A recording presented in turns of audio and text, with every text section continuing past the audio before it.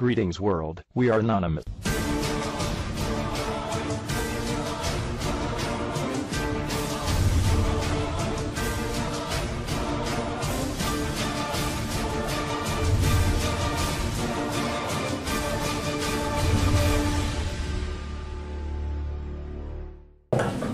Bueno, pues mientras llega mi amigo Rafa Millán, le voy a presentar, le voy a hacer un poco de introductor de él.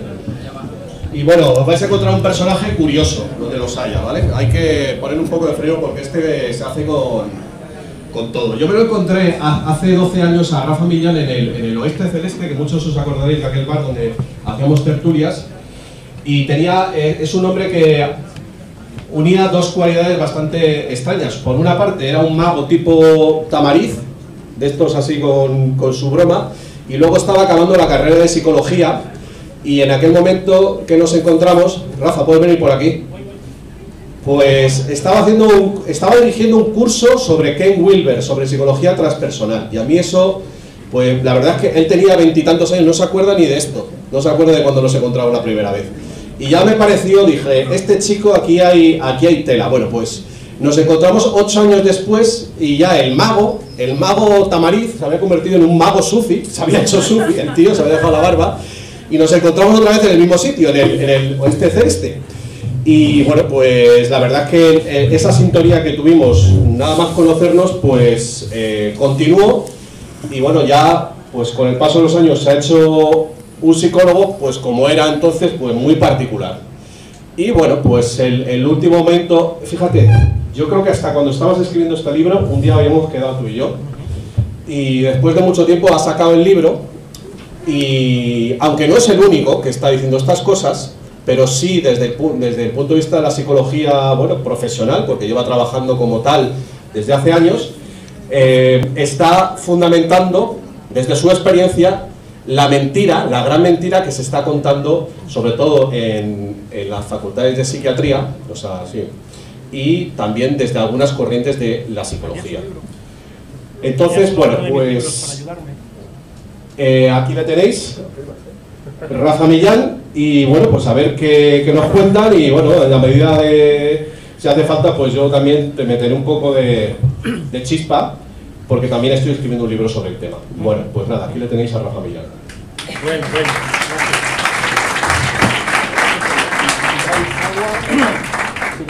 Bueno, pues muchas gracias a todos por estar aquí, muchas gracias Rafa Pal.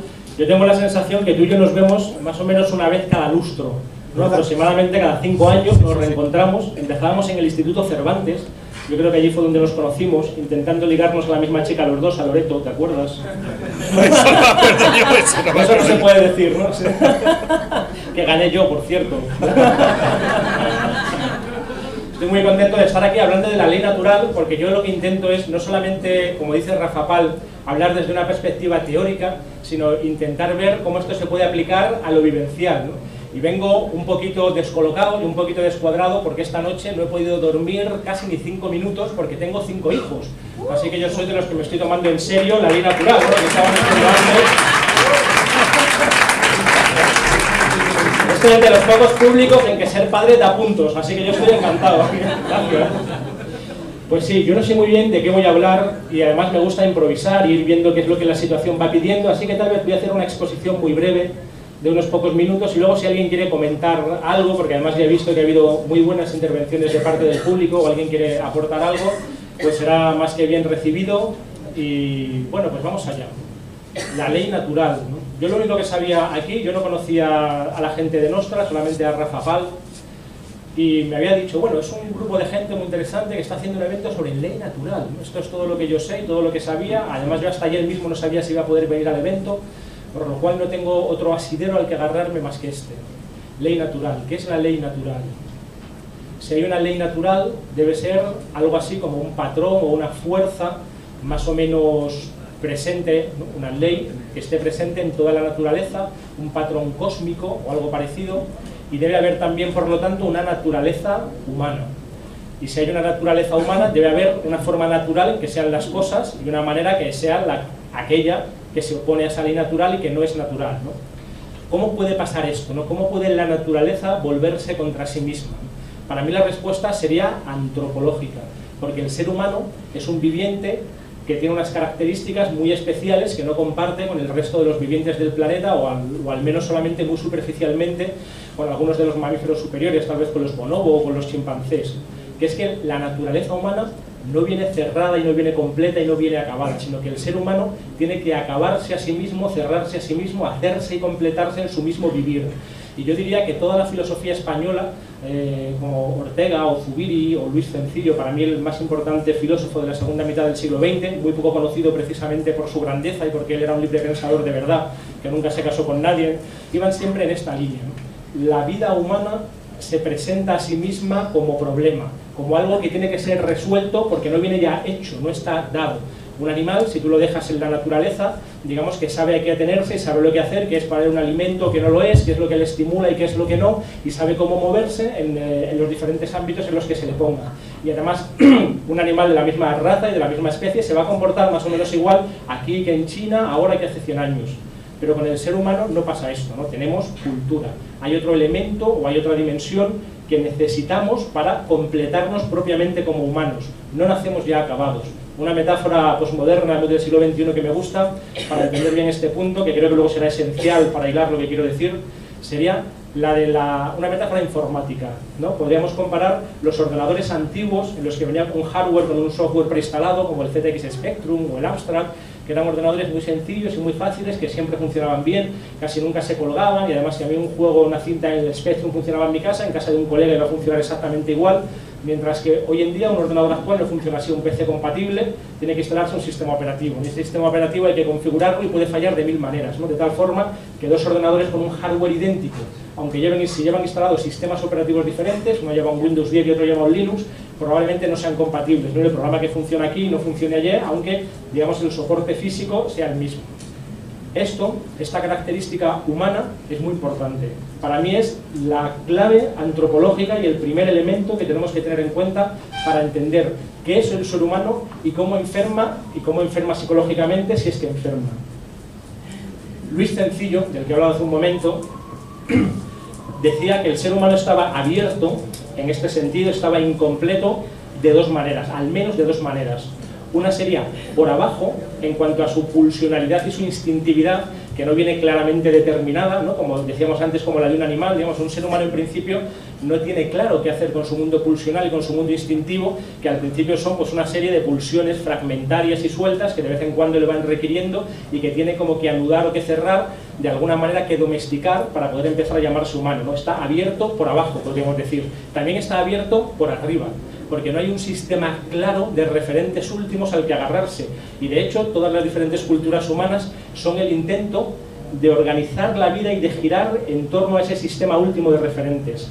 A mí me gusta mucho la metáfora de la piedra, que es la clave de bóveda. Cuando se está construyendo una bóveda hay que ir colocando las piedras y se necesita poner una serie de aparatajes o de, ¿cómo podríamos llamarlo?, de soportes para irlo sujetando hasta que se pone la última piedra, que va justo arriba en la parte totalmente cenital. Cuando esa se coloca, pues ya se sujeta o se sustenta toda la bóveda y se pueden quitar todos esos soportes, ¿no?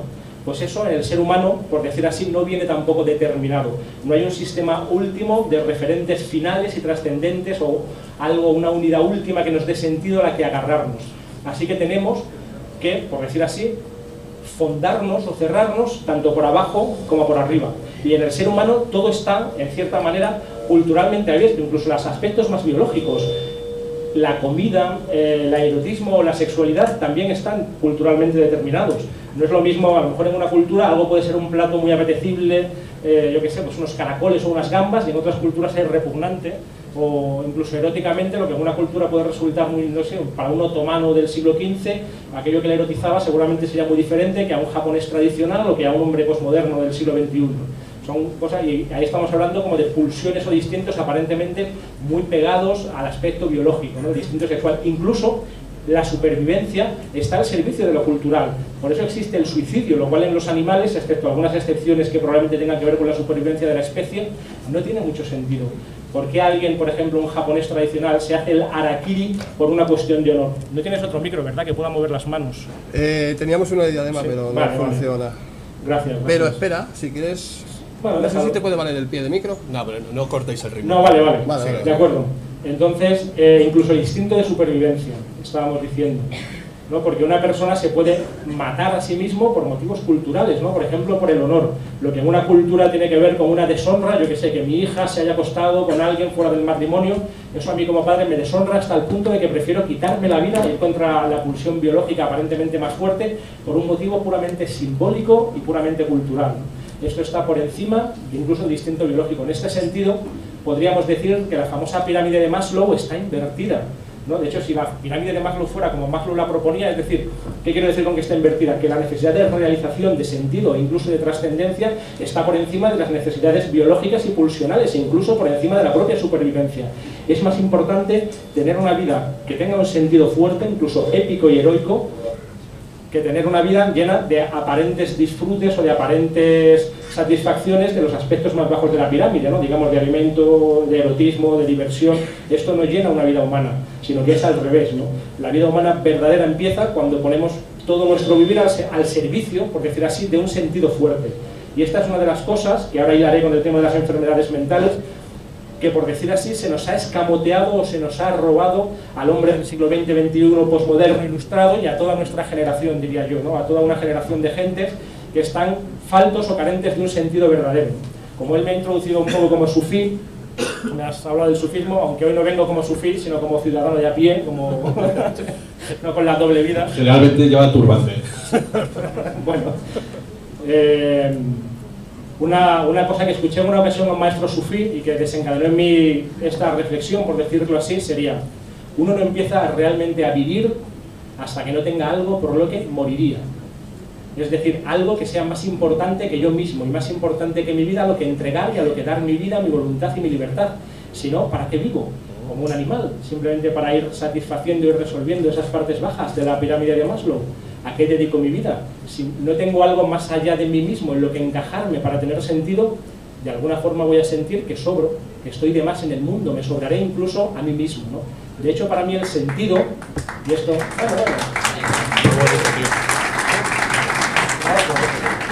De hecho, para mí el sentido sería, a lo mejor estoy un poco filosófico, a ver si ahora puedo concretar más. De hecho, para mí el sentido sería la forma en que una parte, la que sea, encaja en una totalidad, ¿no? Por ejemplo, una nota musical en una melodía. Esa misma nota, fuera del contexto de su melodía, de su totalidad, sería como un mero pitido, un ruido vacío, pip, que no significa nada, que no tiene belleza y que no tiene sentido. Pero encajado y metido armónicamente dentro de la melodía, de repente esa misma nota adquiere belleza y adquiere sentido, y podemos comprender por qué esa nota tiene que estar y no cualquier otra. Digamos así que la nota se trasciende a sí misma en la melodía, o de otra manera, que toda la melodía completa puede verse parcialmente, como desde un cierto ángulo, desde una cierta perspectiva en cada nota. La totalidad está cifrada y contenida en cada una de las partes. La parte está en el todo, es evidente, pero a la vez el todo está en la parte. Y el ser humano, si se siente una parte desgajada de esa totalidad, se siente carente de sentido y vacío. Y en la medida en que encuentra un proyecto realmente válido en el que encajar, en el que trascenderse a sí mismo, su individualidad y sus límites y su finitud, porque tiene como una vocación de absoluto y de infinitud, aunque esto es otro tema, entonces se siente realizado y que su vida tiene un sentido. Las respuestas habituales, por tanto, y que yo veo cada día en consulta, serían un proyecto de algún tipo, un proyecto social o científico o filosófico o artístico, eso puede llenar una vida, un proyecto social, bueno, ya lo he dicho. O unas de las soluciones más habituales que hoy en día, como estamos viendo, no se estila mucho, sería una familia, ¿no? Trascenderse en lo biológico a través de los hijos y de la familia, ir más allá de lo mismo, ¿no? Cuando uno tiene hijos, de hecho, algo muy esencial cambia en ti. Por primera vez ocurre esto que se habla tanto en ciertas filosofías y escuelas nueva era, de que hay algo en el mundo que te importa más que tú mismo, ¿no? Que de pronto ves a tu hijo y tú prefieres, al menos me ocurre a mí, yo creo que a la mayoría de los padres, tú prefieres que algo te ocurra a ti antes que a tu hijo, ¿no? Y es, caray, ¿no? Por primera vez en mi vida yo no soy el centro del universo, ¿no? Se ha desplazado una fuerza titánica e infinita, ha cambiado el cosmos entero y ahora el centro está en otro sitio, ¿no? Es una cosa alucinante, ¿no? De hecho, ese es un trabajo y un camino espiritual que recomiendo. El que quiera trascender su ego, como decía antes el anterior ponente, que se reproduzca, ¿no? Que procree, ¿no? Es una de las vías más directas y más divertidas, ¿no? O sea... Bueno, pues todo esto a qué viene, ¿no? Porque para mí, ¿no? Todo esto viene al hilo del libro, que ya voy a aprovechar, ya que me deja Nostra TV hacer publicidad, ¿no? Las enfermedades mentales no existen, son los padres. Un libro que he intentado escribir en clave No me aplaudáis tanto. Un libro que he intentado escribir desde lo más profundo que yo he sido capaz de reflexionar, desde la epistemología, la filosofía y la psicología, pero a la vez con un texto lo más ameno posible, con capítulos muy breves y muy cortos para que sea más digerible y fácil de leer para un lector actual, y a la vez con mucho sentido del humor, ¿no? Ese ha sido el objetivo, no sé hasta qué punto lo he conseguido. ¿Y por qué lo titulo así? Las enfermedades mentales no existen, son los padres, ¿no? Porque para mí, eso que llaman enfermedades mentales, ni son enfermedades ni son mentales. Son más bien otra cosa. ¿Y qué es lo que son las enfermedades mentales?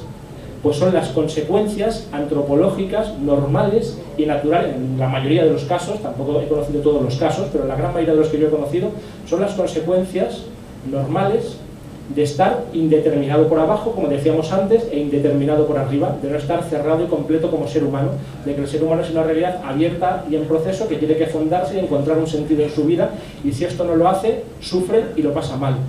Lo que está enfermo, para mí entonces, no serían tanto las personas como el modelo limitado, estrecho, colonial y dominante, desde el cual la psiquiatría y ciertas escuelas psicológicas están mirando a ese ser humano. De hecho, en cuanto que la psicología y la psiquiatría se postulan a sí mismas como una ciencia, como un objeto de estudio, que esto es algo que te machacan continuamente en la carrera. ¿No? ¿Qué es la psicología? Todos los primeros años. La ciencia cuyo objeto de estudio es la conducta observable. ¿Qué es la psicología? La ciencia cuyo objeto de estudio es la conducta observable, ¿no?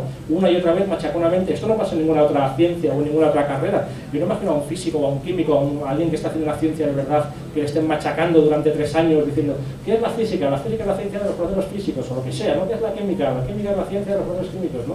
No están así todo el tiempo, ¿no? Pero en psicología sí, porque tienen que ir haciendo como ese lavado de cerebro. ¿Para qué? Para que miremos al ser humano como un objeto, y si es un objeto que es del que podemos hacer una ciencia, se convierte como en una realidad, al contrario de lo que he dicho antes, cerrada, clausa, estrecha, material, limitada, que yo puedo mirar, digamos así, manejar como desde arriba, ¿no? Entonces van a empezar a pasar un montón de cosas que yo no entiendo, porque en mi modelo antropológico, desde el cual estoy mirando, el filtro y las gafas que tengo no es el adecuado.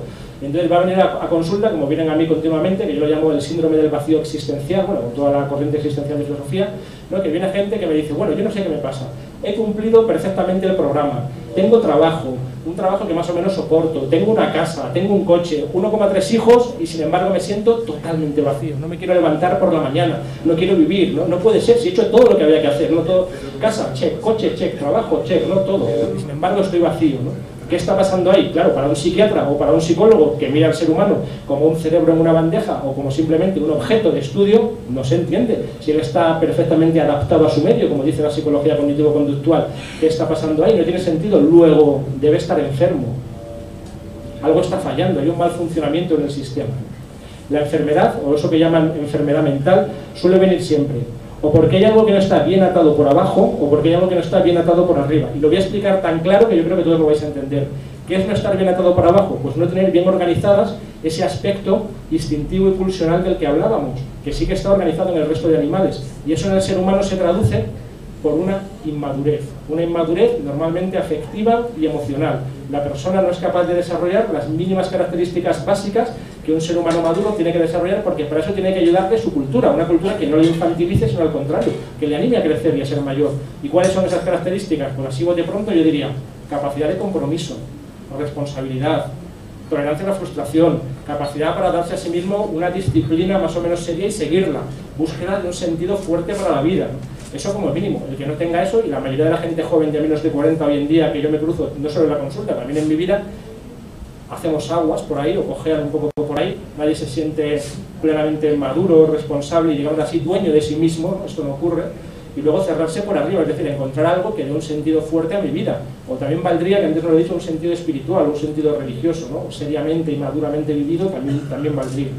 Pero esto hoy en día no se tiene, sino que todo está diseñado desde la psiquiatría, la psicología y desde todos los ámbitos de poder para que estemos distraídos, entretenidos, haciendo el tonto, perdiendo el tiempo como niños, jugando con juguetes, el iPad o la consola, o saliendo a tomar copitas, así que está muy bien, no tengo nada en contra de las copitas y de las consolas, pero cuando eso se convierte en el centro de la vida, entonces la vida humana se deshilacha, se desdibuja y se deshace, y ya no es una verdadera vida humana que tenga un sentido épico y heroico por el que merezca la pena vivir.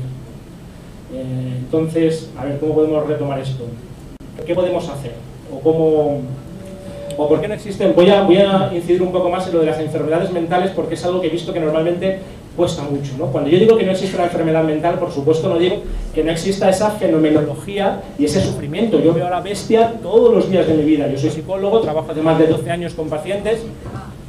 Se corta de vez en cuando.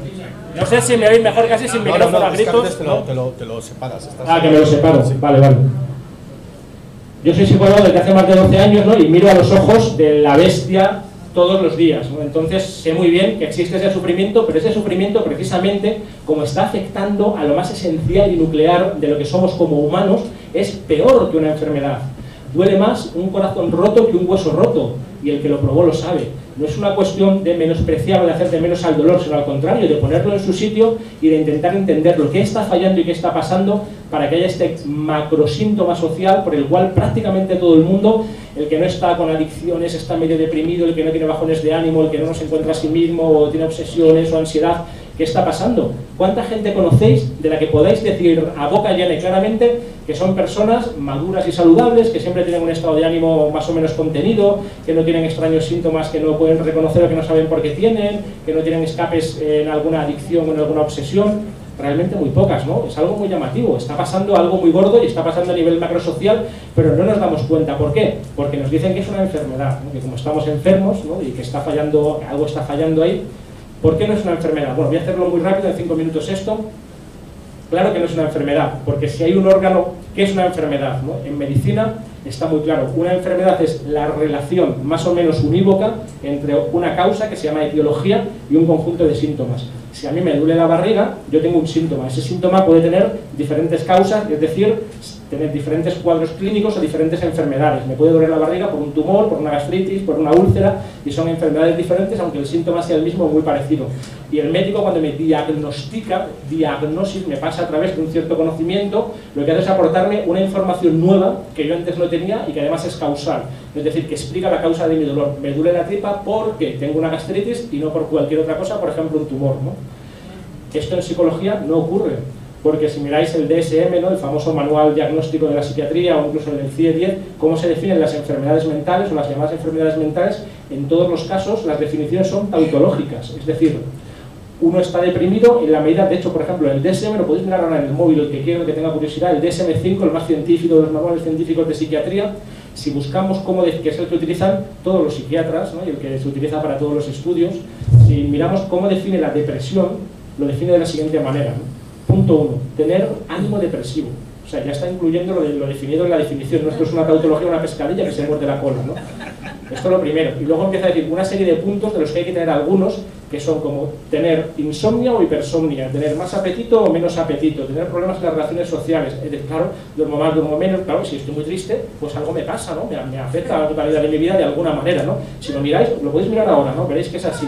Y esto se puede extender a las más de 300 enfermedades mentales. De hecho, estoy seguro que todos los que estamos aquí, yo el primero, damos positivo al menos en 5 o 6 trastornos psiquiátricos o enfermedades psiquiátricas, sin duda, ¿eh? No, vamos, me apuesto lo que queráis. Bueno, esto sería, lógicamente, si yo tengo un órgano enfermo, por ejemplo el cerebro, ahí sí que tengo una enfermedad, por supuesto. Si yo tengo un tumor cerebral o tengo una causa claramente localizable en el cerebro, ahí hay una enfermedad, pero no sería una enfermedad mental, sino que como el ponente anterior sería una enfermedad sin apellido, solo una enfermedad de un órgano del cerebro, como puede tener enfermo el hígado. Claro que el cerebro tener enfermo el cerebro tiene consecuencias mentales normalmente terribles y más complejas que cuando tengo enfermo el hígado. Claro, por supuesto, pero si es una enfermedad cerebral, normalmente competencia del neurólogo. Cuando uno tiene Alzheimer, un tumor o una enfermedad real cerebral, uno va al neurólogo y normalmente no al psiquiatra. Y si no tengo un órgano enfermo, porque esas supuestas bases biológicas que se están buscando continuamente de la mayoría de las enfermedades mentales, sobre todo las enfermedades neuróticas, digamos, de depresión y ansiedad y toda esa familia, que es lo más habitual, cuando se están buscando esas bases biológicas no se encuentran, o hay siempre estudios contradictorios, a favor y en contra de todo. De hecho, se empieza a hablar de que es una enfermedad en el sentido en que hoy en día lo entendemos, cuando se ve que tomando ciertas drogas, aparentemente, y además a largo plazo, de manera diferida, no se sabe por qué, las personas mejoran, ¿no? Entonces, alguien toma un inhibidor de la recaptación de serotonina, es decir, una droga que hace que haya más serotonina en el cerebro y aparentemente está menos deprimido. Entonces digo, pues debe ser que la depresión es carencia de serotonina. Pero el argumento, hablando antes de falacias lógicas, sería el mismo que decir, bueno, si me tomo una aspirina se me quita la cabeza, luego debo tener carencia de aspirina, ¿no? Por esto me duele la cabeza, ¿no? Sería todo se podría explicar así, ¿no? Entonces, si hay un órgano enfermo, pues tengo una enfermedad sin apellidos, y si no tengo ningún órgano enfermo, si mi cerebro está bien y mi cuerpo está sano, ¿por qué lo llamamos enfermedad mental? Además, que es raro, ¿cómo es que las enfermedades mentales son las únicas que tienen biografía? Que cuando yo hablo con un enfermo mental y me cuenta cómo es su vida, la relación con sus padres, qué le ha ido pasando, y me pongo en su lugar como ser humano, de repente le entiendo y comprendo por qué se siente así. ¿Y cómo es posible, además, que las enfermedades mentales cambien según la cultura, según la región, según las épocas? No es lo mismo cómo se enfermaba en la época de Freud que en la época actual, por ejemplo. ¿Cómo es posible también que haya que estar un cierto tiempo determinado con la enfermedad para estar enfermo, ¿no? En el DSM ponen 6 meses, la mayoría de las enfermedades. De tal manera que hay que estar 6 meses con ese cuadro de insomnio o hipersomnia, ánimo depresivo, tal, para que te diagnostiquen depresión. Bueno, o sea que si estoy 5 meses, 29 días, no estoy deprimido, pero al día siguiente sí, ¿no? Así es como funciona. Esto no pasa con ninguna enfermedad, ¿no? Yo no tengo 5 dioptrías y tengo que estar 6 meses para irme a hacer las gafas. Digo, bueno, es que todavía es pronto, 20 más tarde vamos a ir viendo, ¿no? Hay algo ahí realmente raro, ¿no? Lo que falla, como decía antes, o lo que está enfermo, por decir así, utilizar esta metáfora, es el modelo antropológico. Y yo creo que voy a acabar ya con una última idea. Sería como si yo no sé que el ser humano tiene que comer todos los días. Yo tengo un modelo antropológico tan estrecho que no contemplo esta variable. Y entonces yo digo, pasa algo muy raro, ¿no? De repente la gente empieza a desarrollar una enfermedad o un síntoma por el cual sienten como una sensación de vacío en el estómago, poco a poco van desarrollando una especie de debilidad y al final acaban muriendo. No entiendo lo que pasa, deben estar enfermos, ¿no? Debe ser como una enfermedad de, yo qué sé, vacío estomacal, ¿no? Pero no es una enfermedad, cuando uno no come se muere, es algo natural que forma parte del modelo antropológico. Igualmente, si yo no sé que el ser humano tiene que estar maduro emocionalmente y buscar un sentido fuerte a su vida, entre otra serie de características que expongo en el libro, pues entonces no entenderé porque de repente uno que ha cumplido todo el programa está triste, o tiene ansiedad, ¿no? Es algo que no se entiende. La ansiedad, luego si queréis hablamos de qué son cada uno de los trastornos, que la última tercera parte del libro la dedico a esto, qué es lo que hay detrás y qué he encontrado yo en mi práctica real y concreta detrás de la ansiedad, la depresión, de las obsesiones y de la mayoría de los diagnósticos psiquiátricos que yo he podido ir viendo, ¿no? Y, bueno, una última idea, venga, sería como, ¿qué pasaría si un médico de verdad, ¿no? Que también habría que ver esto de la medicina, aunque yo no me voy a meter porque lo conozco menos en la medicina general, no en la medicina psiquiátrica. ¿Qué pasaría si un médico de verdad actuara como un psiquiatra o como un psicólogo cognitivo-conductual? Sería una situación como de comedia de Fermín y cansado. Yo iría al médico con un dolor de tripa, ¿vale? Diría, doctor, me duele la tripa. El médico, sin hacer absolutamente ninguna prueba, pues como un psiquiatra o como un psicólogo cognitivo-conductual, ¿te duele hace mucho? Sí, 6 meses, tal. Pues yo creo que vas a tener dolor tripal, ¿no? O doloritis tripal, ¿no? Una enfermedad cuyo síntoma principal es el dolor de tripa, sí, lo tengo bastante claro. Entonces yo saldría inmediatamente del médico, me iría a mi smartphone y empezaría a mirar un montón de webs. ¿Qué es la doloritis tripal? Doloritis tripal, la enfermedad cuyo síntoma principal es el dolor de tripa. Hostia, lo ha clavado el tío, ¿eh? O sea, un médico es que... Pues esto es lo que pasa en psiquiatría. ¿Qué es la depresión? Enfermedad cuyo síntoma principal es muy triste, ánimo depresivo, ¿no? Entonces, claro, yo luego voy a ver qué es la depresión. Joder, si es que lo doy todo, lo ha clavado el psiquiatra, ¿no? Pero ¿y qué es la depresión, no? De hecho, se dan todo tipo de paradojas, porque ahora somos además los psicólogos profesionales sanitarios. Y eso para mí hay que ir cortando ya, ¿no? No, vale, somos profesionales sanitarios y eso para mí es un poquito de risa, porque genera también todo tipo de paradojas, porque realmente la psicología no debería ser una profesión sanitaria, sino una profesión que tuviera que ver con la totalidad de la vida, porque un psicólogo está tratando a un ser humano completo, no estás tratando un juego de conductas o un inconsciente o constructos cognitivos o un cerebro, ¿no? Sino que estás tratando a un ser humano completo y verdadero con un sufrimiento. Y entonces ahí, claro, todo tiene que ver. Si yo defino esta definición de salud, que forma parte también del control del sistema, que creo que aquí es lo que estamos hablando, ¿qué es la salud? Como lo define la OMS, el completo bienestar físico, mental y social, ¿no? Wow. Entonces, decidme una sola cosa que no tenga que ver con la salud. Si yo me hago una fotocopia del DNI para darme de alta en autónomos, eso es un acto sanitario, porque tiene que ver con el bienestar social. Si yo abrazo a mi mujer, o escucho una música que me gusta, o veo una peli que mola, eso es un acto sanitario. No hay absolutamente nada que no tenga que ver con el bienestar físico, mental o social. Luego, claro, desde ese punto de vista, todo tiene que ver con la salud y todo es sanitario. Pero el micro, debe ser el micro. Sí, yo creo que falla el micro, sí. Pero vamos a dar otro, espera. Vale. De tal manera que esta definición tan amplia, como de tan buen rollito y tan buen rollista, al final, por intentar explicarlo todo, no explica nada. Yo digo medio de broma en el libro que es como en la copla española la mirada de la mujer morena, que no dice nada por decirlo todo, ¿no? Pues lo mismo en esto, es una, ¿no? En la que... Entonces ocurren todo tipo de paradojas. Ahora que somos profesionales sanitarios, yo tuve que ir a dar de alta mi consulta, esto es real, ¿no? Me ocurrió así, al Ministerio de Sanidad, y entonces me decía la funcionaria que estaba allí, muy bien, pues entonces, ¿cuál es el material sanitario que usted utiliza en su práctica? Hostia. pues yo lo que hago es sentarme con la persona y hablar con ella. Así que bueno, pues pon la palabra. ¿Cómo no? No, esto no lo puedo dar de alta. ¿Cuál es el material?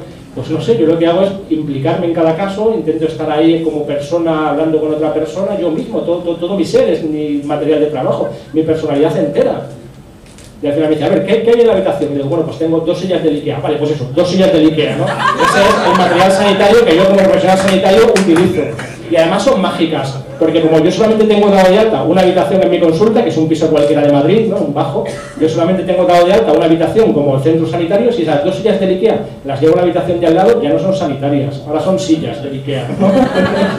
Es una cosa alucinante, claro, esto es por intentar hacer de la psicología una profesión sanitaria, porque yo entiendo que si uno es radiólogo o dentista o algo parecido, pues debes tener un equipamiento y un aparataje que puede ser peligroso o generar residuos peligrosos, y esto hay que darlo de alta y tenerlo controlado, pero un psicólogo que es que no se entiende. Y si yo, como he hecho en ocasiones con algunos pacientes, doy la terapia caminando por el barrio o en el parque, ¿no? Había una chica que ya prefería que estuviéramos al aire libre y nos íbamos a hablar al parque, y hacíamos una terapia que era precioso, pero claro, eso está totalmente prohibido para mí, ¿no? Esto, porque ahí yo estoy en mi centro sanitario.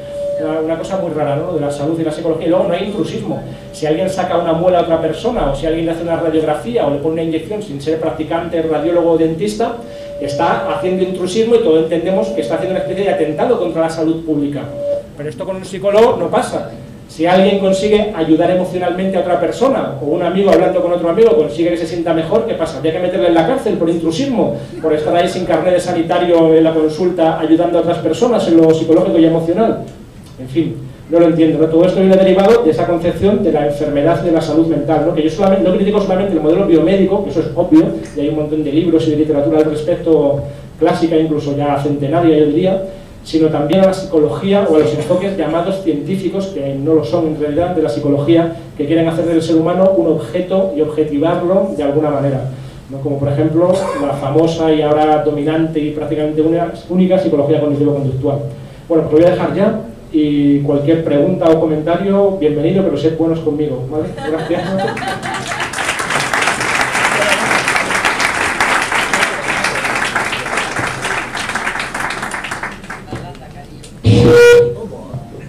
A ver si este funciona un poquito mejor. Bueno, supongo que ahora entenderéis por qué había que traer a este hombre y por qué este libro lo tiene que leer mucha gente. O sea, vosotros, los que seguís mi página hace tiempo, sabéis que a veces utilizo la expresión jaque mate. Pues este es un jaque mate. Este hombre es un jaque mate y hay que moverlo por, los que veáis este vídeo, por toda España, porque igual que aquella famosa entrevista de la farmacéutica, ¿os acordáis que publicó Alice hace unos meses? Hay cosas que cuando la gente las escucha, claro, cuando aparece gente de un gremio, en este caso la psicología, y desmonta la psicología, como lo hace mi tocayo Rafa, pues algo pasa, ¿vale? Yo tenía que hacerte un par de apreciaciones. La primera es que esa enumeración que también has hecho sobre cómo va cambiando la perspectiva acerca de la enfermedad mental a lo largo de las décadas, está directamente relacionada con la cultura, con la perversión de la cultura y de los medios de comunicación. Es la cultura, y en la cultura meto también a la política, evidentemente, la que está generando muchos de los traumas. En este caso, pues a mí me parece más importante la soledad, a partir del cual se empiezan a desarrollar todos los demás. Por otro lado, hay otra cuestión, y yo creo que para eso es un poco esta conferencia y las que se van a hacer por toda España, es la reapropiación de los conceptos que nos están marcando esta gente. Lo que está contando Rafa es volver al ser humano, a entender al ser humano como un todo y no como una compartimentalización de cada una de sus características. Aquí la ansiedad, aquí la felicidad, aquí la depresión. Y el problema es que está dictando lo que es sano el colegio de psicólogos y el colegio de psiquiatras, todavía peor, que no creen en el alma. Porque no creen, en lo que están hablando es que están hablando del estímulo-respuesta, solo de lo que se puede comprobar en laboratorio. Y eso es dejar precisamente a lo que da sentido al ser humano, que es su espíritu. Entonces aquí tenemos un problema, porque ya hasta en los juicios aparecen los psicólogos que, como tú sabrás, pues pueden decir, como lo ha pasado lo de la manada, que está teniendo un shock. O sea, es una cosa absolutamente subjetiva que se puede utilizar para esto o para otro o para lo que tú quieras. Y lo que tenemos que hacer con la ley natural, o sea, es reclamar que el ser humano es un ser completo. Nos estáis hurtando precisamente lo que da sentido a la vida, y encima nos estáis poniendo a estos comisarios que no creen en el ser humano a decir que cuándo está sano el ser humano. O sea, hay que impugnar, esta palabra que le gusta tanto a los marxistas freudianos, hay que impugnar la psiquiatría y la psicología, los colegios me refiero, no porque luego hay muchos psicólogos que tienen esta visión. Yo creo que el mundo de los psicólogos está bastante más sano que el de los psiquiatras, que tampoco son todos. Pero eso tiene que venir de la sociedad. Yo creo que por ahí un poco va esta conferencia. Estos no nos van a entregar ninguno de los poderes que nos han robado. Los tenemos que recuperar a base de recuperar conceptos.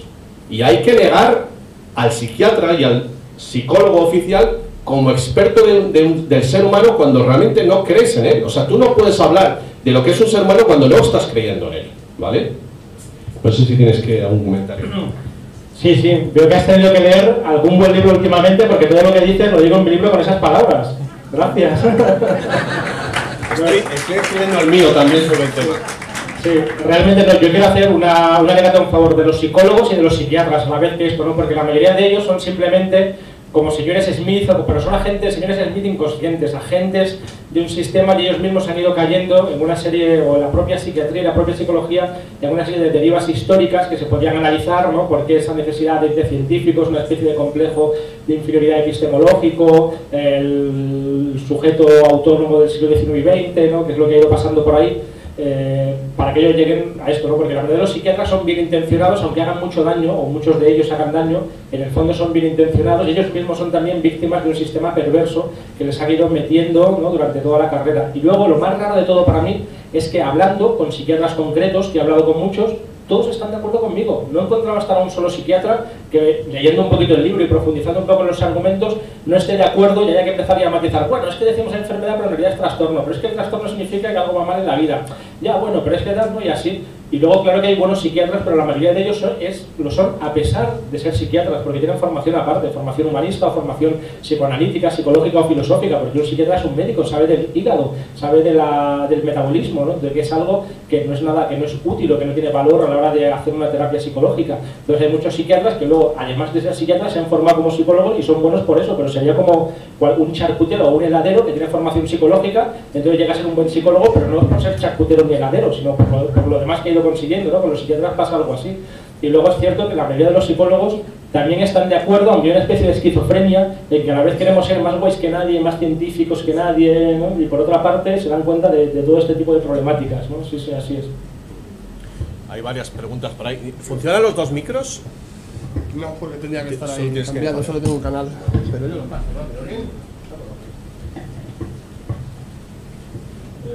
Sí, gracias. Vamos a ver, a mí me gustaría, a lo mejor me vais a echar a los perros, pero tratar de poner un poco algunos puntos sobre algunas de ellas. Cuando tú dices que la enfermedad mental no existe, que son los padres, creo que tendrías que puntualizar entre psiquiatría y psicología. Y más aún, por ejemplo, también neurología. Supongo que conocerás a Oliver Sacks, el neurólogo americano fantástico que hace un par de años murió. Bueno, yo creo que es una estupenda persona para poder aprender a través de él, porque era humano y científico. Y es encantador. Y te lo digo como hombre de ciencias. Entonces, claro que existe. El ejemplo, por ejemplo, de un paciente de Oliver que se había quedado en 1947 y estaba en 1980 y veía una foto de un portaaviones en el despacho de Oliver. Hola doctor, y se lo contaba perfectamente. Y esta foto es del Nimitz. Nimitz, ese es un general que está por ahí todavía dando, pero si no es famoso ni nada. Eso existe. Existe y se ha investigado muy bien, como tú sabes, desde el siglo XIX. No solamente en neurología, del síndrome de Korsakoff, creo que se llama. Sí, por ejemplo. En psiquiatría existe el trastorno bipolar. y tiene unas bases químicas. Bueno, eso último no lo tengo tan claro, todo Sí. lo anterior sí. No, Pues perdona que cerebral, te diga. sí, sí. Existe la esquizofrenia. ¿Qué es la esquizofrenia? Perdón, dime. ¿Qué es la esquizofrenia? Bueno, es la rotura interna del yo. Ah, bueno, pero eso no es un lenguaje médico. Bueno, no hablando de vale, enfermedad vale, que pero a nivel químico se ha visto, por ejemplo, las caídas de niveles de potasio, etcétera, etcétera, etcétera. Y ojo, porque los tratamientos de las enfermedades psiquiátricas de hace 20, 30 años para atrás eran terribles, porque no teníamos las moléculas, que bueno, que puede que un poco atonte, pero oye, tienen una calidad ya muchísimo mejor las personas. Y por último, en el plano psicológico, ahí digamos que yo sí aceptaría un poquitín lo que tú dices. ¿Por qué? Porque efectivamente, y esto creo que estamos aquí todos de acuerdo, esta noche, cuando vayamos a casa a la tele, ¿qué series nos encontramos? Mentes criminales, CSI, todo centrado en la muerte ingente neurótica. La de mentes criminales, la chica con unas trenzas rosas, que es experta en informática, piticlín, piticlán. Una loca, perdona que diga, y los tíos igual. Y siempre con la muerte y tal y cual, ¿no? Y siempre, por cierto, con un estado policial que es el bueno. Ojo, ¿eh? Yo sí me he dado cuenta, porque yo nací en el 60, lo que bueno que tiene que ser un poco ya vejete, que he visto el cambio. Yo recuerdo la serie de La calle de San Francisco, no sé si lo recordaréis, que no tenía nada que ver. Era mucho más humana. Entonces ahí sí, yo he visto nacer... ¿Cómo te llamas? Perdona. ¿Cómo te llamas? Yo, Sí. Rafa Millán. Rafa, yo me llamo Javier. Rafa, yo en el 98 por ahí contacté, cuando empecé con las locuras estas de género, tuve la suerte de contactar con internet con gente de Estados Unidos y de Australia y de Canadá, y empecé a ver un poco, aparte de los rollos de género monstruosos, como que las mayores tasas de maltrato a niños son de las mujeres, y yo no me lo creía. Esto tengo que verlo. Sí, del Departamento de Justicia. Bueno, mil cosas más. Y de pronto en el 98-99 empiezo a ver que allí en Estados Unidos, que ahora ya está aquí, el Ritalin para tratamiento del trastorno de hiperactividad de los niños tal y cual. Y uno que ha caído en eso que llaman ciencia. Hay más intervenciones, por Sí. favor, acórtala Pues porque si no, no va a dar tiempo. veo efectivamente el cuadro de síntomas que diagnostica el tratamiento de hiperactividad. Y que son chorras. Un niño juega más de lo habitual con los demás, pues claro. Un niño va a cazar ranas, pues claro, es un niño. Un niño se pelea con otro, pues claro, es un niño. Ahí sí estoy de acuerdo contigo. En lo otro, no. ¿Vale? Punto. Vale. Réplica. Gracias, gracias. Déjale que... Espera, déjame dar la réplica que no se me olvide. Sí. Estaba mirando ya para el siguiente. Las intervenciones más cortas, porque si queremos que estoy intervenga más gente. totalmente de acuerdo contigo. De hecho, Oliver Sacks, al que he leído el libro y me encanta, o seguía, es neurólogo, ¿no? Entonces, como decía antes, cuando hay una enfermedad cerebral, como he subrayado en la ponencia, no sé si lo habrás escuchado, ahí claro que sí hay una enfermedad cerebral. Y de hecho a distinguir esto dedico casi 80 páginas en mi libro, ¿no? ¿Qué es lo cerebral y qué es lo psicológico? ¿Cómo podríamos definirlo? ¿Desde qué filosofías y epistemologías? Porque para empezar, ¿qué es la mente? Desde qué filosofía o desde qué posicionamiento epistemológico hablamos de la mente o del cerebro. Si hay un problema cerebral, claro que hay una enfermedad. Oliver Sacks, como neurólogo, yo creo que todos sus casos, en un antropólogo en Marte, el hombre que se tiraba siendo de la cama, el hombre que confundía a la mujer con un sombrero, todos ellos... Sí, el hombre que confundía a su mujer con un sombrero, todos ellos son casos neurológicos muy claros, donde hay una enfermedad cerebral evidente, ¿no? Y por eso están con Oliver Sacks, que él es neurólogo, ¿no? Esto que dices del trastorno bipolar o la esquizofrenia, para mí en mi experiencia la esquizofrenia es un gran cajón desastre y todos los especialistas con los que he hablado están de acuerdo en el que caben muchas cosas. Caben enfermedades cerebrales, cuando alguien tiene realmente, digamos, de alguna manera afectado el cerebro, y caben un montón de situaciones más. De hecho, yo como he tratado esquizofrénicos y algunos de ellos se han, entre comillas, curado simplemente con una terapia psicológica, puedo dar fe y estoy seguro, y para mí esto es experiencia empírica y cierta en mi consulta, han sido muy pocos casos porque es un esquizofrénico o alguien diagnosticado de tal, para mí no existe en muchos casos, ¿no? A no ser que haya un trastorno biológico, es muy difícil que tenga la capacidad y la responsabilidad para venir 1 o 2 veces por semana a terapia e ir haciendo el trabajo, es muy difícil, pero los que han entrado por el aro y lo han hecho, y parte de mi trabajo es intentar hacerlo atractivo para que él lo haga y estar ahí para que él lo haga, han sanado o han curado, aunque no me gusta nada esta expresión porque no hay nada que curar, porque nunca se estuvo enfermo. Habría que ver cómo se define enfermedad. Si cualquier trastorno en cualquier ámbito de la vida es enfermedad, y podemos decir, como define por ejemplo la RAE, que la ambición es una enfermedad, en una de las definiciones de la RAE, pues ahí claro, ahí todos es una enfermedad mental, y si decimos que la salud es bienestar físico, mental y social, claro, pues ahí todo es una enfermedad. Pero normalmente no se aplica así, sino que cuando se utiliza el término enfermedad es para hablar de un aspecto médico y clínico muy concreto que yo en mi consulta diaria no lo veo, porque yo veo que hay una biografía, una enfermedad. Yo tengo una pancreatitis y me da un poco igual ser de derechas de izquierdas o haber tenido una infancia aquí o allí, mi pancreatitis es más o menos igual, ¿no? Y respecto a lo del cerebro, que hay veces que se encuentran, hay un montón de estudios, tanto a favor como en contra, de esas supuestas bases e indicadores cerebrales. En el libro menciono muchos, si quieres luego te los enseño para que los puedas buscar, tanto a favor como en contra de esas supuestas bases cerebrales de muchos de los trastornos, incluido la bipolar, ¿no? El famoso trastorno bipolar. Pero es que aunque haya una alteración cerebral, eso no quiere decir nada, porque la causalidad no está clara cuál es. Como tengo una alteración cerebral, me vuelvo loco, o como me han ido volviendo loco en la infancia, mi cerebro se transforma. Hay un estudio muy famoso, el de los taxis de Nueva York, en el que los taxistas tienen un hipocampo, estadísticamente hablando, mucho más grande que la población general. ¿Qué pasa? ¿Es que son locos? No, es que como están todo el tiempo teniendo un mapa en la cabeza y utilizando como la red espacial, pues esa parte, como el cerebro ahora se dice es un músculo, pues ha ido creciendo, ¿no? El cerebro es plástico y está continuamente transformándose. Lo que sí está claro, y esto es ciencia cierta, es que, por ejemplo, tomar ciertos medicamentos como los antipsicóticos durante muchos años genera neurodegeneración, mata neuronas y encoge el cerebro. Lo cual, ojo, yo no soy un talibán antimedicación, de hecho no creo que sea medicación exactamente, es otra cosa, son drogas que tienen un efecto, igual que a alguien le puede sentar bien beber o fumar porros en un momento dado de su vida, ¿no? Y eso no quiere decir que cure nada, digamos, todo lo entendemos, ¿no?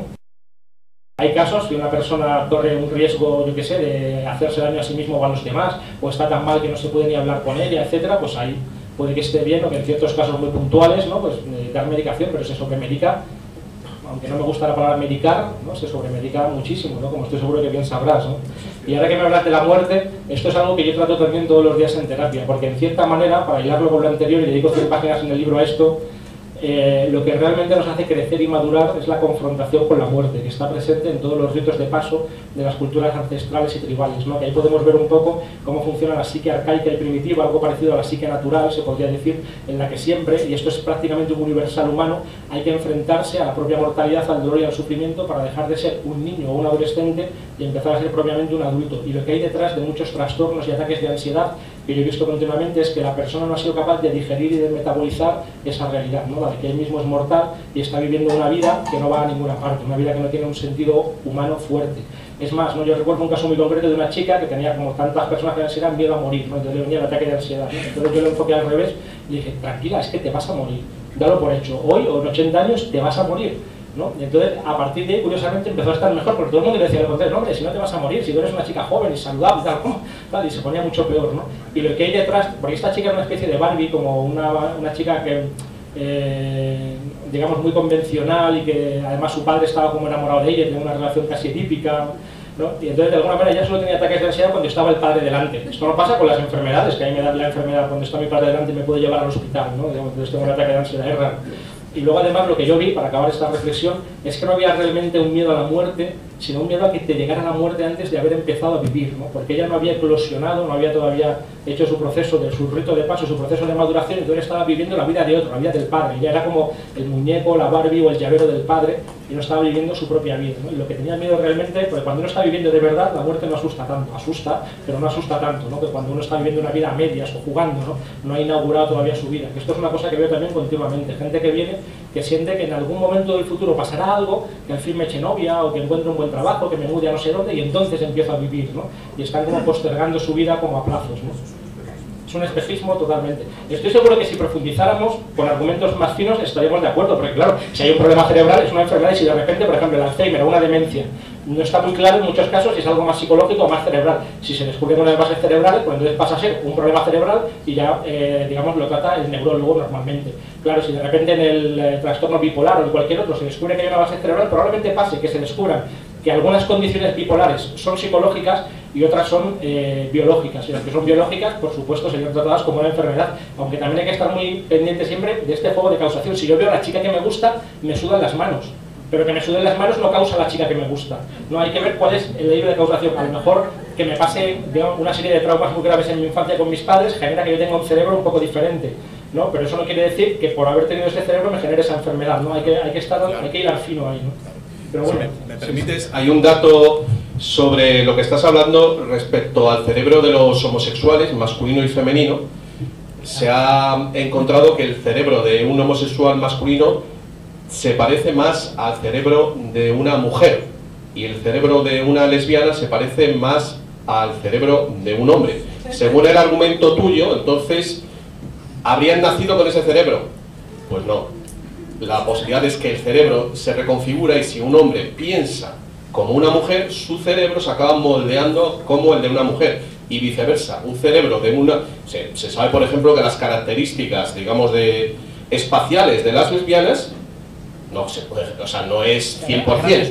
A grandes rasgos son más masculinas y en cambio la sensibilidad, no hay más que ver la cantidad de homosexuales que hay en los ámbitos de la moda, de la peluquería, en temas artísticos, tiene una... Bueno, y si habéis entrado en la casa de algún gay, generalmente suelen estar bastante más ordenadas y están más bonitas que las leoneras que tenemos los tíos. O sea, están desarrollando esa característica y claro, después del paso del tiempo acaban reconfigurándose y eso vale para todas las enfermedades mentales. O sea, esta es mi tesis, no lo puedo comprobar, pero las características químicas que cambian en los cerebros tiene que ver con tu manera de pensar y evidentemente la química del cerebro pues cambia, evidentemente. A veces sí, a veces no. Si es que no, es una enfermedad biológica y si es que sí, es un problema psicológico. Este tema es muy claro y muy antiguo. En el embrión, cuando somos embriones, lo primero que se desarrollan son los órganos sexuales. ¿Para qué? Para soltar hormonas a todo trapo. Claro. ¿Qué pasa? Pues que hay algunos que en esa fase que estamos de embriones sueltan la hormona equivocada y forman el cerebro equivocado. Y eso hace ya 30, 40 años. Eso es una discusión que está muy, pero que muy en duda. Muy en duda. Yo lo he leído, pero no... A ver, el Litos estaba por ahí, quería decir algo y es importante porque él sí, pero eso ha sí pasado... Eso sí sería un elemento biológico muy claro, sí, ¿no? Sí, ahí está claro. Por eso, si eso fuera así, que yo no lo sé. Los niños tienen lo que tienen. Y las niñas igual, pero es porque tienen que soltar las hormonas para formar todo el cuerpo y el cerebro también.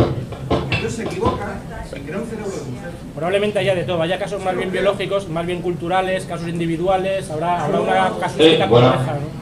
Sí. No toda empezar por esto. Aquí, bien, vale. No pensaba empezar diciendo este punto, pero creo que es importante lo que ha dicho Rafa, el de la derecha, sobre que los psiquiatras realmente no tienen en cuenta el alma. Porque yo creo que en cuanto a enfermedades mentales se refiere, yo he sido diagnosticado de esquizofrenia años atrás y creo que no se tiene en cuenta el mundo invisible. Y conozco a 4 o 5 esquizofrénicos y son como gente muy sensible. Entonces, pocos psiquiatras tienen en cuenta ese ámbito, el ámbito de lo invisible, de que hace poco se ha sabido, se ha podido medir con ciertas cámaras que estamos rodeados. Estos son dimensiones, hay muchos seres que están influyendo en nosotros, entonces creo que esa puede ser una de las causas, seguramente no en todos los casos, pero de la esquizofrenia, y hay que tenerlo en cuenta. También quería decir que es un cajón desastre, como se ha dicho, cuando una persona siente que tiene, por ejemplo, una misión, algo que hacer, y trata de elevar a los que están a su alrededor, suele pasar que no lo escuchan, entonces eso te genera una frustración de la hostia y vas directamente al psiquiatra, porque él se conforma el brote psicótico básicamente. Así es. Y luego la tercera cosa que quería decir es que es un puto negocio. O sea, yo la última vez que estuve en el psiquiatra me convencieron para que me pusieran una inyección carísima en el hombro. Que ahí viene lo del copago también, porque esa inyección a mí en la farmacia vale 2 euros, pero a Hansen el Estado le paga 900 euros. Entonces, es básicamente eugenesia selectiva. La gente que es más sensible y que puede ser más proclive a hacer despertar a los demás, en muchos casos es llevada a los psiquiátricos y erradicada mentalmente. Hay que decirlo así. Claro. Solo una puntualización, claro. En una sociedad materialista, solo una puntualización, me ha encantado lo que has dicho, en una sociedad materialista, en la que se supone que, como antes decíamos, el objeto y el sujeto, ¿no? En la que solamente existen las cosas, si alguien tiene una apertura o una percepción o una emergencia espiritual de cualquier tipo y es capaz de ir más allá y de ver algo que no son simplemente las cosas, pues que es un loco, ¿no? En otra cultura o en otra sociedad, esa misma persona a lo mejor sería pues un chamán, o sería un brujo, o sería un místico, y sería una persona, digamos, querida y respetada, ¿no? Como digo en el libro, haciendo una broma, ¿no? A quien aquí estamos administrando sustancias psicotrópicas, tal vez en otra cultura sería el que las administra, ¿no? El que el peyote y la ayahuasca, ¿no? Para que la tribu tuviera una experiencia espiritual igual que él la tiene, ¿no?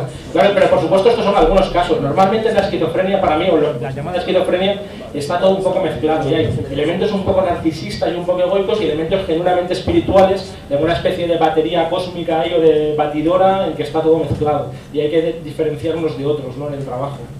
Quería aportar algo también el chico que estaba a su lado.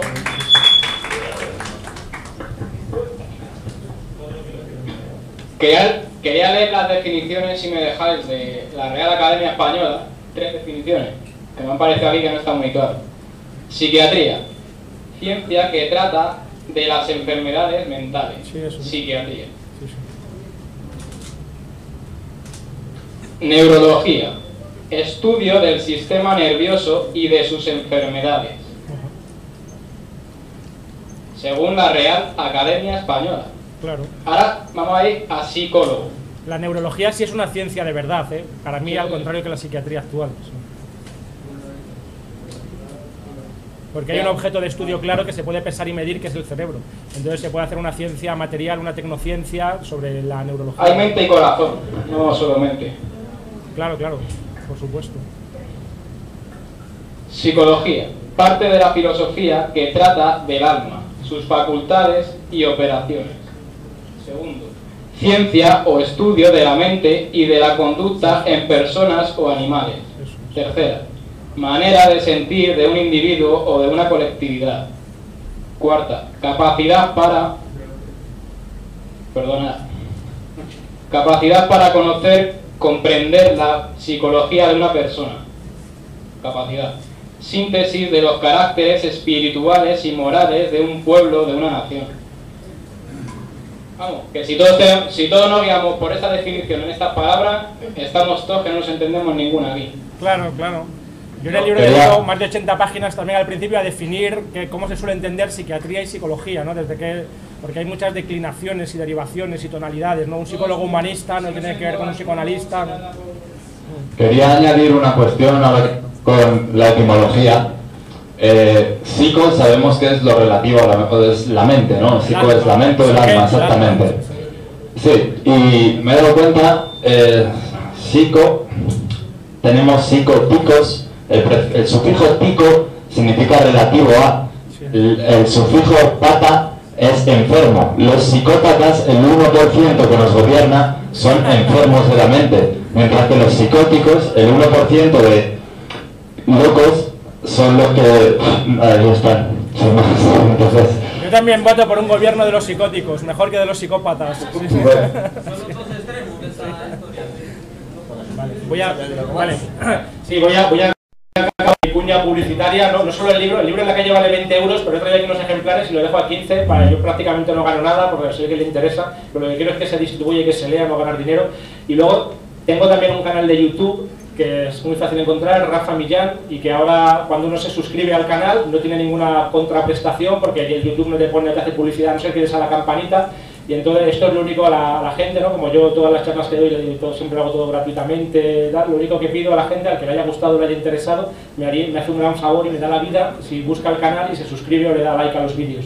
No, Rafa Millán, y es totalmente sin contraprestación, y son vídeos interesantes sobre psicología, filosofía, antropología, espiritualidad, que hago yo, entrevistas, y también mi mujer, Marta Herrero, que es filóloga e historiadora, y una especie de mística de los tiempos modernos, ¿no? Que ahí la podéis encontrar y que, bueno, que tiene un montón de fans. Ahora somos fans.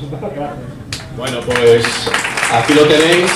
Yo espero que esto con el vídeo se difunda y empieces a dar charlas por toda España, porque yo creo que hace falta mover esto. Está pidiendo Adriana ahí la palabra, pero es que te toca hablar, o sea, que ¿para qué te voy a dar el micrófono si es que vienes aquí? Ah, que hay una persona. Bueno, un último comentario, porque si no vamos ya a trasmano, que esto, por cierto, a este hombre le da un poco de vergüenza, pero él ha puesto la pasta para el local, ¿vale? Así que con una pequeña aportación de cada uno, lo pagamos, ¿vale? O sea, no sé si has puesto una cajita, no, bueno, pues ya estás tardando, porque si no la gente se va, hay que buscar una caja y cada uno, pues yo qué sé, 3 pavos, 5 pavos, se paga, ¿vale? Sí. ¿Tú querías decir algo? El de las gafas de ahí al fondo. Sí, espera, Rafa. Sí. Es que como no es castellano parlante, me ha pedido a mí que la diga en su nombre. Básicamente, el compañero quiere preguntar si tú estás capacitado para expedir un certificado que acredite la solvencia mental. Sí, claro, en teoría sí, yo soy psicólogo sanitario, yo cumplo todos los estándares y estoy dado de alta en todas las instituciones. Interesante eso. Sí, ¿por cuánto tiempo? No, ¿cómo?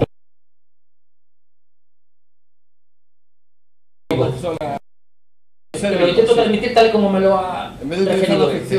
Sí, es que tienes que explicar el resto de la charla. Claro, yo, sí. Muy buena. Sí, no, yo tengo el poder y la capacidad legal, lo cual es acojonante, de diagnosticaros a todos y además no tengo que hacer ninguna prueba, lo que yo diga vale, simplemente charlando un rato con vosotros y también puedo decir quién está saludable y quién no, así que mucho ojito. ¿Tú quieres licenciarlo? Los encierro a todos ahora mismo, el que quiera pensión completa en un psiquiátrico, drogas gratis, no, perdona. Es una broma esto.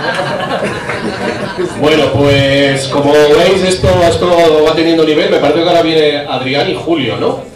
Y bueno, mientras se preparan ahí en el camerino, pues os cuento, ya algunos les habéis conocido, pues Julio es un personaje donde los haya, pues que anda buceando por internet, de estos que se pasan las noches en vela, y que se forma autodidacta y ha dado con el tema de la ley natural y bueno, pues en un año o dos la verdad es que alucino de todo lo que ha aprendido. Hay cosas en las que uno se puede estar de acuerdo o no, porque hay que decir que para los que estéis aquí y los que veis este vídeo por internet, que hay diferentes corrientes dentro de toda esta cuestión y seguramente va a haber un debate, ¿no?, sobre esta cuestión, pero lo bonito es que salga a la luz, ¿vale? Entonces, pues Julio, por una parte, que va a salir por aquí, y luego Adrián González, pues es un descubrimiento que yo he hecho hace unos meses, que es un personaje, bueno, pues que aúna muchas cualidades. Por una parte, abogado, 10 años en ejercicio en los juzgados de la Plaza Castilla, con casos a pie de calle. Por otra parte, politólogo, y luego, bueno, pues como casi todo el mundo aquí tiene una faceta artística también, ya comentándolo pues en petit comité, es dramaturgo, productor de obras de teatro, en fin, aquí bueno, todo el mundo tiene sus facetas, y bueno, pues van a aparecer los dos, yo no sé qué mix van a hacer, bueno, digamos que Adrián va a dar una faceta más del derecho, propiamente dicho, del derecho me refiero que se enseña en las facultades, y luego Julio pues la faceta más complementaria de esta información que está apareciendo sobre la ley natural y toda esta conspiración de las letras mayúsculas que, bueno, para el que no lo sepa, pues es algo que viene básicamente de los países de habla angloparlante, los países, bueno, anglófilos, ¿no? Anglófilos no, angloparlantes. Así que bueno, pues ahí van. Y bueno, no sé quién de los dos va a empezar primero. Y bueno, después ahí tenéis a Rafa Millán, que se tendrá que ir dentro de un rato, con disimulo, para no hacer ruido. Si alguno queréis comprar el libro, pues está por ahí, ¿vale? Venga, hasta ahora.